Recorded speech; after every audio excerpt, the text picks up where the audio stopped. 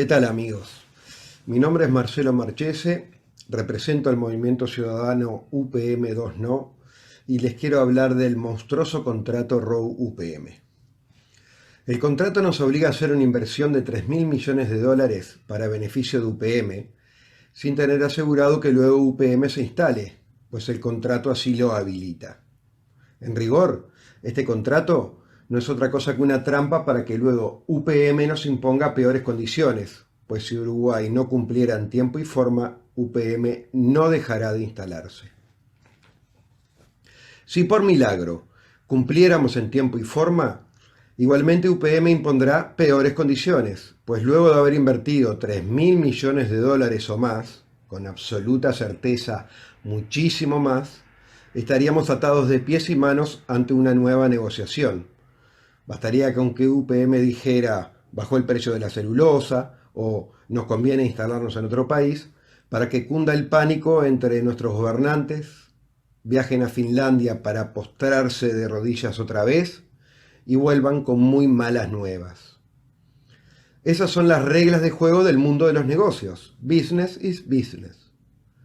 Este contrato es desastroso porque invertiremos para llevar a cabo este proyecto mucho más de lo que invertirá UPM, recibiendo un 0% de las acciones, es decir, no obtendremos ninguna ganancia habiendo invertido más que nuestro socio. Para colmo, no solo no obtendremos ganancias, sino que regalaremos agua y nutrientes, recibiendo a cambio agua contaminada y tierra estragada para siempre. Cuando se lleva a cabo una inversión extranjera en un país, el país debería cobrar impuestos a la inversión extranjera, que en este caso obtendrá 800 millones de dólares anuales de ganancia.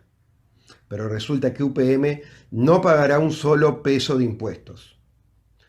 Solo considerando el IRAE e IRPF que hubiera aportado esta segunda planta de UPM, los impuestos que ellos ahorran y nosotros regalamos, en 30 años, alcanzarían la cifra de 8.000 millones de dólares.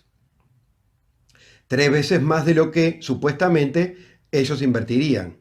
Por otra parte, los famosos 4.000 millones de dólares que dijeron que invertirían fueron mentira. Y también son mentiras los 2.500 millones que dicen ahora que invertirán.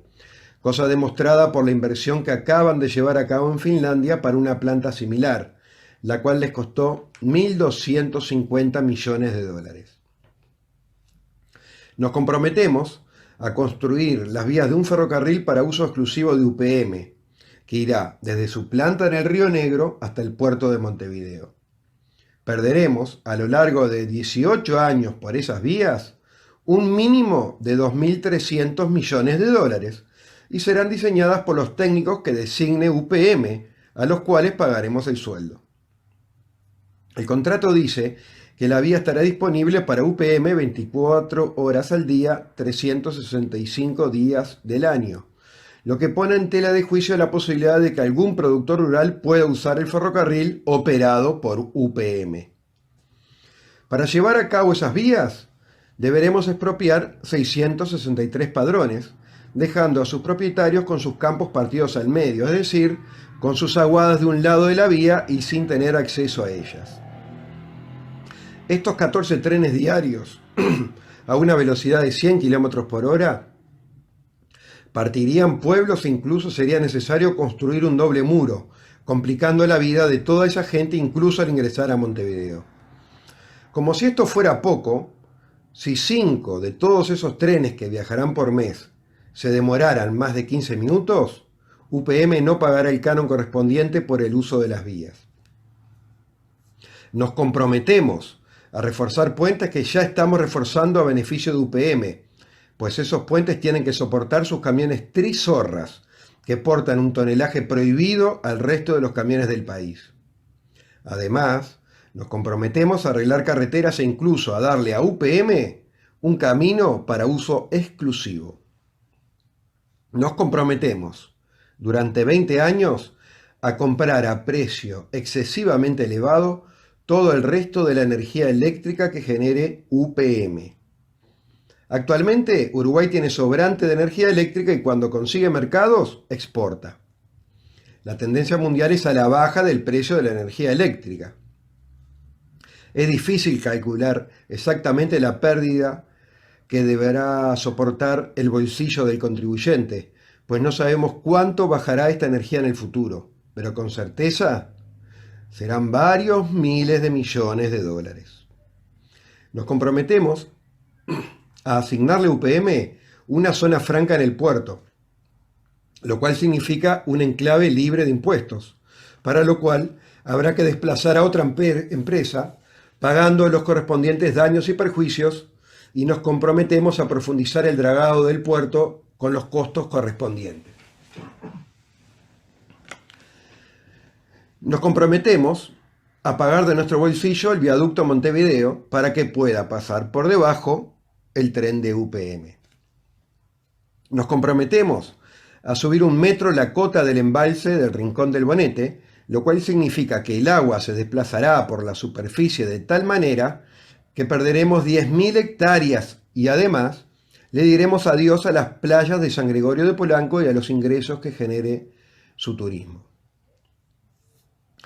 Mientras prohibimos a los productores rurales bombear agua del Río Negro para su ganado y sus cosechas, y mientras le cobramos la correspondiente tarifa de OCE a cada vecino, le regalaremos un mínimo, obviamente más, de 125 millones de litros de agua por día a UPM, lo mismo que consume una población de casi 1 millón de habitantes, y UPM devolverá a un ya contaminado Río Negro un mínimo, obviamente más, de 106 millones de litros de efluentes por día, que son cualquier cosa menos agua. En caso contrario, la reutilizarían.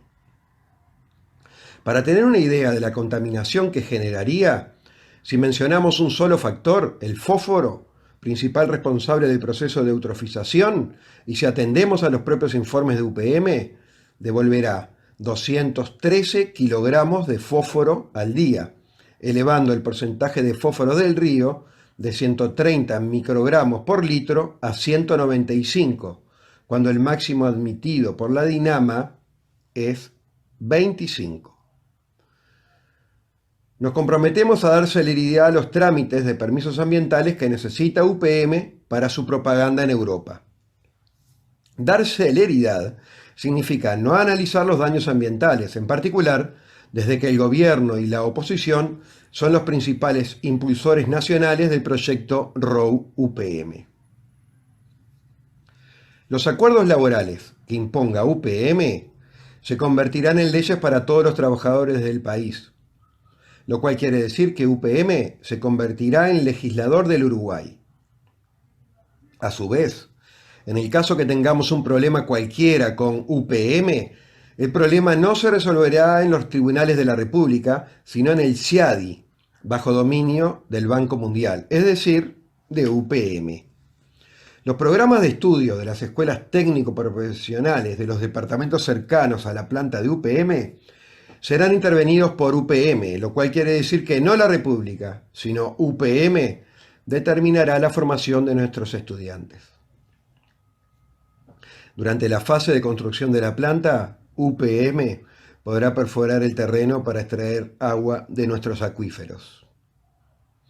Le daremos a UPM, además de la zona franca del puerto, una gigantesca zona franca donde instalará su planta de celulosa y su planta elaboradora de productos químicos, pues UPM trabaja con insumos producidos por UPM. También se provee en amplísimo porcentaje de su propia madera, ya que es propietaria de 200.000 hectáreas que van en aumento y es la segunda latifundista del país, inmediatamente después de Montes del Plata.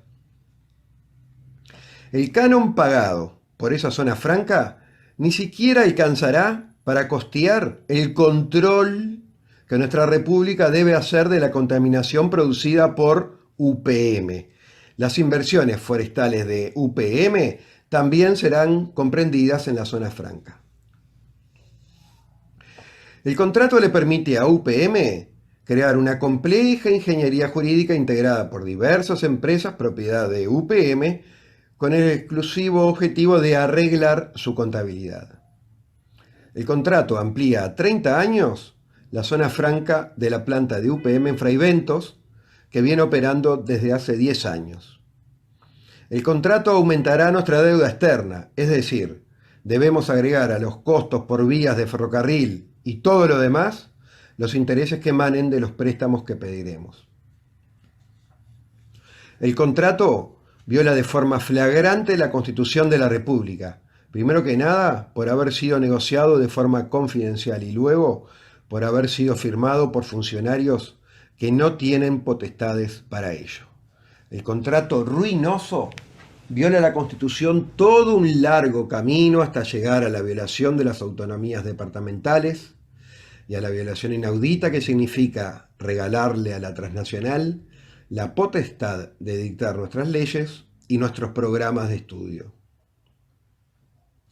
Estas son algunas de las monstruosidades del contrato aceptado por nuestro sistema político. Sin embargo, si estas condiciones se moderaran, igualmente los efectos de una tercera planta de celulosa serían nefastos. Pues a la postre, solo se trata para la transnacional de llevarse gratuitamente agua, recursos de la tierra y sudor camuflados en forma de pasta de celulosa. Una tercera planta de celulosa extendería aún más el monocultivo de eucalipto, con los elocuentes daños a nuestra agua, a nuestra biodiversidad, a nuestra tierra empobrecida para siempre y a nuestra cultura rural, pues el monocultivo de eucalipto y el latifundio asociado a él desplaza gente del campo, generando taperas, cierre de escuelas, hospitales, comisarías y sociedades civiles. El monocultivo de eucalipto eleva el precio de la tierra, agregando problemas a los innumerables problemas que como espada de Damocles se ciernen sobre los pequeños y medianos productores rurales. Habida cuenta de la comprobada corrupción de los gobernantes de los países vecinos y habida cuenta de los sonados casos de corrupción en nuestra república, es dable imaginar que en todo tipo de negociaciones y emprendimientos llevados a cabo en secreto de forma poco cristalina, los cuales mueven miles de millones de dólares, puede haber una fuga lesiva para nuestros intereses. Si en función de los 300 puestos directos que generará la tercera planta, invertiremos más de 3.000 millones de dólares, eso significa que cada puesto nos saldrá un mínimo de 10 millones de dólares. ¿Qué otras cosas más benéficas podríamos hacer y cuántos puestos generaríamos con cada uno de esos 10 millones de dólares? La acelerada concentración de recursos que llevan a cabo las transnacionales arruina las culturas nativas, incluyendo en este concepto de cultura todas las creaciones de los países, desde las repúblicas hasta los conocimientos y técnicas de sus trabajadores. La erosión de esas culturas desbroza el terreno para futuras invasiones de las transnacionales, pues la capacidad de resistencia de una nación deviene de sostener sus tradiciones, las únicas que harán posible pensar el futuro. La cultura es la resistencia y esperanza de una nación. Ahora, yendo a nuestros hechos, el contrato demencial tiene, sin embargo, medio punto a favor. Hasta la decisión final de inversión a cargo de UPM, Uruguay puede desistir de él sin pagar ninguna multa. Alcanza con un simple aviso por carta a la transnacional. Por ese motivo, estamos elevando una petición al Poder Ejecutivo para que desista de este contrato despreciable. Pedimos a todos aquellos que estén de acuerdo con el espíritu que alienta estas palabras, que las hagan suyas y las propalen por todos los medios imaginables para el bien de los habitantes actuales y futuros de nuestra República.